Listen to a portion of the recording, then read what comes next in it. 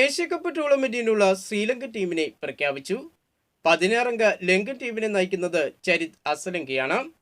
Sri Lankan spin ഓൾറൗണ്ടറായ വനിതു Hasaranga ടീമിലേക്ക് മടങ്ങിയെത്തിയിട്ടുണ്ട്. പരിക്കിന്റെ പിടിയിലാണെങ്കിലും താരത്തെ ലങ്കൻ സ്ക്വാഡിൽ ഉൾപ്പെടുത്തിയിട്ടുണ്ട്. താരം ഏഷ്യാകപ്പ് ടൂർണമെന്റിൽ മത്സരങ്ങൾ കളിക്കുന്ന കാര്യത്തിൽ ഇപ്പോഴും വ്യക്തതയില്ല.